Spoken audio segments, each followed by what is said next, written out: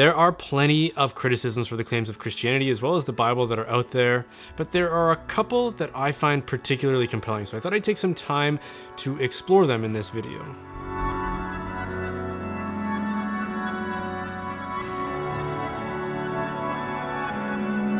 I often hear from skeptics and atheists, especially in the comments on my YouTube channel, who will say things like, there's no evidence for the claims of Christianity, especially the claims about Jesus and his divinity and the miracles and the resurrection and all that kind of stuff. And then when they're presented with the volumes of written material that supports those claims, including what's in the New Testament, they will reply that that's inadmissible because it's written by Christians who are biased and therefore unreliable. They might be thinking that those writers have an agenda, and if that agenda is getting tortured to death, then yeah, I guess they have a point there. The first problem with this objection is that it doesn't follow.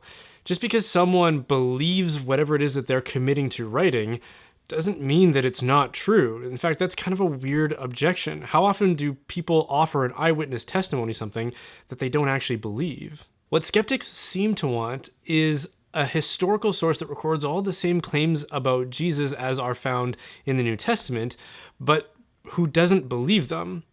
In other words, they want someone with the same presuppositions and prejudices that they have, but that still records the evidence that contradicts those prejudices, and that just seems like a contradiction. If I were an objective observer of the events that surrounded the life of Jesus, including the miracles and his resurrection, I wouldn't simply record those events and then remain neutral after the fact. I would likely become a follower of Jesus, or I would become an adversary, maybe if I assumed that the supernatural powers that influenced those events were evil supernatural powers. What I wouldn't be is someone that modern skeptics could identify with because of some hostility towards belief in the supernatural. It's like saying, I won't believe any of the supernatural claims about Jesus until someone can present conclusive evidence about those claims. And I'm not going to believe anybody who makes supernatural claims about Jesus because they're obviously biased and unreliable. Saying you won't believe in something without evidence, and then refusing the evidence that is offered to you because it contradicts your own assumptions, and then claiming that there is no evidence because you've refused the only evidence that could possibly be offered, is a sure way of staying stuck in your prejudices. The fact that there are no ancient sources that talk about Jesus the way our modern, tepid, secular society talks about him is because that version of Jesus, this harmless, semi-socialist, groovy, hippie teacher guy, is a modern invention fabricated out of our own biases. If Jesus really did the things that are claimed about him by the New Testament and the church, then of course there would be no original sources that describe him as this nomadic, cool teacher dude. The fact that all our original sources about him, which are substantial, describe him as a miracle worker and as the Son of God, is evidence that he actually was a miracle worker and the Son of God, and a herald of the kingdom of God. Eyewitnesses don't tend to record the events that they've witnessed unless they're convinced that they actually happened. So if someone witnesses the miracles and the resurrection of Jesus, inevitably, if they're not a hostile witness, they will become a Christian, which is why it's logically incoherent to expect non-Christian sources that document the life of Jesus that don't include claims about his divinity. Dismissing the oldest sources we have about the life of Jesus because the writers couldn't help but become his followers is like dismissing the ancient sources we have about the life and teachings and wisdom of Socrates because they are recorded by his students like Plato. The second objection I want to discuss stems from this idea that the New Testament was copied thousands of times, which created thousands of variants in the texts, which means that they can't be relied upon to tell us what the original writers recorded. And this might sound incriminating until you understand what it actually means. But unfortunately, we tend to conjure up this image of children playing the telephone game where the final message is distinct from the original that was fed into the chain. And embarrassingly, I've actually heard skeptics and atheists use this illustration to reinforce their case. So in the game of telephone, a message is secretly transmitted from one person to the next with no outside scrutiny or accountability, which means that at any point in that chain, one person has absolute control over the accuracy of that transmission. So that means that if they are malicious or careless with it, it could inaccurately be conveyed to the next person, and then the original message is lost. But in the case of the early manuscripts of the New Testament, they weren't copied and then the original destroyed, and they weren't copied once in secret with no outside accountability.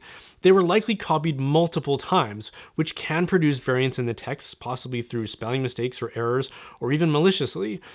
But if you find a variant in those texts, say there's 10 made, you can just go and look at the other 9 and see, is that variant existing in this text as well? And if it isn't, then we know that this one is the one that has the mistake, and these 9 are the ones that most accurately portray what the original said. And even if the original manuscript is lost, you can still piece together what it said based on all the copies that were made from it in this way. In fact, the fact that there are variants is evidence that we know what the original said, because the only reason we know that there are variants is because we can compare them to the originals. If we didn't know what the original said, then we wouldn't know that these are textual variants. Something else to consider if you're getting really hung up on this fact that there are textual variants out there is the fact that according to scholars like Dan Wallace, 75% of those variants are just spelling mistakes. And then another 15% of them are based on variations in Greek synonyms, which doesn't really convey different meaning in the text. Another 9% have variants that do affect the meaning of the text, but they're from later documents, and so we can always go back to earlier ones to compare. And then the last 1%, there are variants that affect the meaning of the manuscripts. But of that 1%, none of them affect the essential doctrines of Christianity, which Bart Ehrman, who is often sourced by skeptics, admits himself. Lastly, I'd point out that the claims of Christianity aren't merely sourced from a book or a collection of books. Those teachings and those doctrines were simultaneously being taught by the earliest church leaders who were the church fathers. And from their writings, there are over 1 million citations of the New Testament, which is a treasure trove for researchers to go back to and look and then scrutinize the translations that we have today. The early church was a living community that was led by bishops who were the successors of the apostles, who debated theology and held councils to resolve controversies. And this is just one more guarantee that the faith as understood by the apostles, who knew Jesus personally, was being accurately transmitted from one generation to the next. Now, with that amount of evidence that reinforces the reliability of the New Testament, if you still hold to a standard that excludes all of that evidence, then you also have to virtually dismiss everything we know about the ancient world. And if you can't do that, then you have to admit that there's a double standard when it comes to the New Testament. Thanks so much for watching, guys. If you enjoyed that, then please consider subscribing and liking, and come find me on Facebook and Twitter. It's a huge help when you do that. It helps us get these videos in front of more and more people. And a big thank you goes out to You Catholic for presenting these videos. And if you want to support the making of these videos, then please consider supporting my work as a digital media and marketing expert.